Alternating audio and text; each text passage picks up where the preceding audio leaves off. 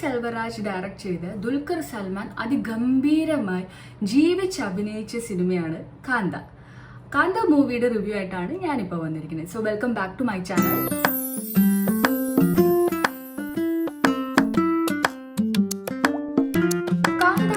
കാന്ത മൂവിനെ കുറിച്ച് പറയുകയാണെങ്കിൽ, സോ ബേസിക്കലി ഇതൊരു ഡിറക്ടോറിയൽ മൂവിയാണ്. ഒരു സ്ട്രോങ് സ്ക്രീൻ പ്ലേ ഉള്ള ഒരു മൂവിയാണ്. ആക്ടിങ് വൈസ് നോക്കുകയാണെങ്കിൽ ഗംഭീര പ്രകടനമാണ് ഇതിൽ ഓരോരുത്തരും കാഴ്ചവെച്ചത്. അപ്പോൾ അങ്ങനെ നോക്കുമ്പോൾ എല്ലാം ഒരു പാക്ഡ് ആയിട്ടുള്ള ഒരു മൂവിയും കൂടിയാണ്. സോ ഞാൻ തിയേറ്ററിൽ ഇരിക്കുന്ന സമയത്ത് എനിക്ക് ഓരോരോ സീന് കാണുമ്പോഴും ഓരോരുത്തരുടെ അഭിനയം കാണുമ്പോഴും എനിക്ക് ഭയങ്കര ഒരു സാറ്റിസ്ഫാക്ഷൻ ആയിരുന്നു ഉള്ളിലുണ്ടായിരുന്നത്. ഇന്നലെ PVR ലുലുവിൽ വെച്ചിട്ടായിരുന്നു ഞാൻ മൂവി കണ്ടത്. സോ ഓഫീസൊക്കെ കഴിഞ്ഞിട്ട് പോയത് കൊണ്ട് തന്നെ ഞാൻ കുറച്ച് ടയേർഡായിരുന്നു. അപ്പം ഞാൻ വിചാരിച്ചു മൂവി എനിക്ക് എൻജോയ് ചെയ്യാൻ പറ്റുമോ എന്നൊക്കെ ഉള്ളത്. പക്ഷേ മൂവി എൻജോയ് ചെയ്യണത് മാത്രമല്ല, from the start to end വരെ ഞാൻ വേറെ ഒന്നും ഫോക്കസ്ഡ് അല്ലായിരുന്നു. ഞാൻ മൂവിയിൽ തന്നെ ഫോക്കസ് ചെയ്തിരിക്കുകയായിരുന്നു. കാരണം അതിന് മെയിൻ റീസൺ എന്ന് പറഞ്ഞാൽ ആക്ടിങ് തന്നെയാണ്. ദുൽഖറിൻ്റെ ആക്ടിങ് എന്താ പറയേണ്ടത്, ഈ ഒരു മൂവി എന്ന് പറഞ്ഞാൽ ദുൽഖറിൻ്റെ കയ്യിലായിരുന്നു. അത്രത്തോളം മികച്ച പ്രകടനമാണ് ദുൽഖർ അവിടെ കാഴ്ചവെച്ചത്.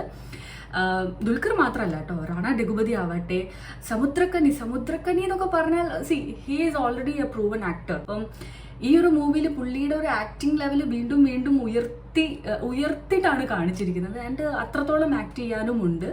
സോ സമുദ്രക്കനി ആവട്ടെ, ആൻഡ് ഓൾസോ പുതിയ നായികയായിട്ടുള്ള ഭാഗ്യശ്രീ ബോർസെ, പഴയ കാലഘട്ടത്തെ ഒരു ആക്ട്രസിന്റെ ഒരു സൗന്ദര്യം ഉണ്ടല്ലോ, അത് നല്ല രീതിയിൽ അത് നമുക്ക് സ്ക്രീനിൽ കാണാനുണ്ടായിരുന്നു. Acting wise also it was nice, നല്ലതായിരുന്നു. പിന്നെ റാണ ഡഗുപതിൻ്റെ ഒരു ലുക്ക്, അപ്പിയറൻസ് ഒക്കെ ഒരു സൂപ്പറായിരുന്നു. അത് സ്ക്രീനിൽ നമുക്ക് കാണുമ്പോൾ ആ ഒരു സ്ക്രീൻ പ്രസൻസ് ഉണ്ടല്ലോ, അത് നല്ലോണം നമുക്ക് കിട്ടുന്നുണ്ടായിരുന്നു മൂവി ഉടനീളം. നമ്മൾ പടത്തിന്റെ ട്രെയിലർ കണ്ട പോലെ തന്നെ, അതായത് ഒരു ആക്ടറിന്റെ സ്റ്റാർട്ടിങ് സ്റ്റേജിൽ ഒരു സ്റ്റാർഡം എത്തുന്നവരെ സഹായിച്ച ഒരു ഡയറക്ടർ, പിന്നെ ആ ഡയറക്ടർ വേഴ്സസ് ഈ ആക്ടർ തമ്മിലുള്ള ഒരു കഥയാണ് ഈ പടം മൊത്തത്തിൽ പറയുന്നത്.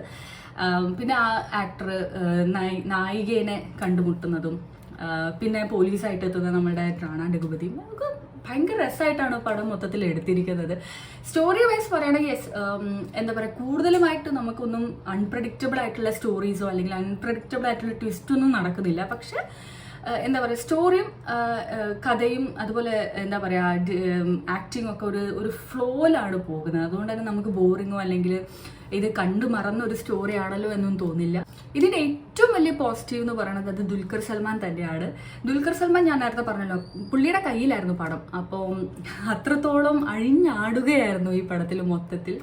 അപ്പോൾ ദുൽഖറിന്റെ ഒരു റേഞ്ച് നോക്കാമല്ലോ. ഞാൻ പറയട്ടെ, എനിക്ക് തോന്നുന്നത് ദുൽഖർ എന്ന് പറഞ്ഞ ഒരു ആക്ടറിന്റെ ഒരു കഴിവ് നമ്മുടെ മലയാളം ഇൻഡസ്ട്രിയിൽ അത്രയും എന്താ പറയുക ഉപയോഗിച്ചിട്ടില്ലാത്ത പോലെ എനിക്ക് തോന്നിയിട്ടുണ്ട്.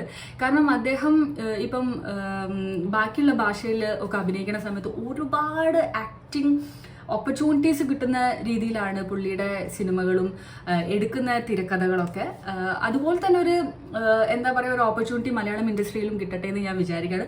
കിട്ടായികയൊന്നുമില്ല കേട്ടോ. ഇപ്പം ചാർലി ആവട്ടെ, സെക്കൻഡ് ഷോ ആവട്ടെ, അതുപോലെ ദുൽഖർ ചെയ്ത ഒരുപാട് നല്ല നല്ല മലയാളം പടങ്ങളുണ്ട്. പക്ഷെ ഞാൻ പറയുകയാണെങ്കിൽ ഇപ്പോഴത്തെ ഒരു ഇതിൽ വെച്ച് നോക്കുമ്പോഴേ പുള്ളിക്കാരന് കുറച്ചും കൂടിയും ഓപ്പർച്യൂണിറ്റീസ് ആൻഡ് ആക്ടിങ് പ്രിവിലേജസ് ഒക്കെ കിട്ടുന്നത് എനിക്ക് തോന്നുന്നത് അന്യഭാഷയിലാണെന്ന് തോന്നുന്നു.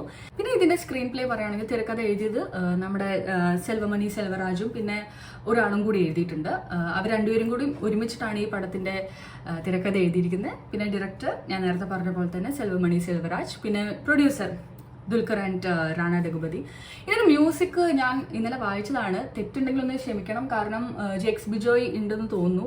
വളരെ ആപ്റ്റ് ആയിട്ടുള്ള ബാക്ക്ഗ്രൗണ്ട് മ്യൂസിക്കും ആൻഡ് ഓൾസോ സോങ്സുമായിരുന്നു. അപ്പം നല്ല രസമുണ്ടായിരുന്നു കേട്ടോ തിയേറ്റർ മൊത്തത്തിൽ കേൾക്കാനൊക്കെ. അപ്പോൾ കാന്ത മൂവിയുടെ എൻ്റെ റിവ്യൂ ഇതാണ്. എനിക്ക് ഭയങ്കരമായിട്ട് ഇഷ്ടപ്പെട്ടു. ആ ഒരു 1950s കാലഘട്ടത്തിൽ എങ്ങനെയായിരുന്നു ചലച്ചിത്രം, ദ ഫിലിം ഇൻഡസ്ട്രി പോയിക്കൊണ്ടിരുന്നത്. ആൻഡ് ഓൾസോ അതിൽ ഒരു ഈഗോയിസ്റ്റിക് ആയിട്ടുള്ള ഒരു ആക്ടർ ആൻഡ് ഡയറക്ടർ, നമുക്ക് രണ്ടുപേരുടെയും ഒരു ബാലൻസ് ആയിട്ടുള്ളൊരു എന്താ പറയുക ഒരു പോയിന്റ് ഓഫ് വ്യൂ നമുക്ക് കാണാൻ പറ്റുന്നുണ്ട്. എസ്പെഷ്യലി ഇപ്പം ദുൽഖർ നായകനാണെങ്കിൽ പോലും, നായകനാണ് കൊണ്ടുപോകുന്നതെങ്കിൽ പോലും നമുക്ക് ആ ഒരു ഡയറക്ടർ, ആ ഒരു വില്ലനായിട്ട് ആയിട്ടുള്ള വില്ലെന്ന് പറയുന്നില്ല, പക്ഷെ ഒരു ആൻറ്റി ഹീറോ ആയിട്ടുള്ള സമുദ്രക്കനിയുടെ ക്യാരക്ടറിൻ്റെ ആ ഒരു പോയിന്റ് ഓഫ് വ്യൂ നമുക്കിതിൽ നന്നായിട്ട് കാണാൻ പറ്റുന്നുണ്ട്. അപ്പോൾ എനിക്ക് തോന്നുന്നത് ഒരു ആക്ടർ ബേസ് ചെയ്ത് മാത്രമല്ല, ആ ഒരു ആൻറ്റി ഹീറോൻ്റെ ഒരു പോയിന്റ് ഓഫ് വ്യൂ നല്ല രീതിയിൽ നമുക്കിതിൽ കാണിച്ചു തരുന്നുണ്ട്. നിങ്ങൾ എന്തായാലും കാന്ത മൂവി തിയേറ്ററിൽ തന്നെ പോയി കാണേണ്ടതാണ്. ഐ മീൻ മിസ്സാക്കാതിരിക്കൂ, കാരണം നല്ലൊരു മൂവിയാണ്. ഈ നല്ല മൂവികളൊക്കെ നമ്മൾ തിയേറ്ററിൽ നിന്ന് മിസ്സാക്കാതെ OTT പോയി കണ്ടിട്ട് കാര്യമില്ല, തിയേറ്ററിൽ തന്നെ പോയി കാണാം. അപ്പം അത്രയുള്ള ഇന്നത്തെ വീഡിയോ ഇഷ്ടപ്പെട്ടിട്ടുണ്ടെങ്കിൽ എന്തായാലും ലൈക്ക്, ഷെയർ ആൻഡ് കമൻറ്റ്. നിങ്ങളുടെ ഓരോ കമൻറ്റും ലൈക്സും എനിക്ക് വിലപ്പെട്ടതാണ്. ആൻഡ് ഓൾസോ സബ്സ്ക്രൈബ് ചെയ്യണ കാര്യം പരിഗണിക്കാം. Okay, thank you.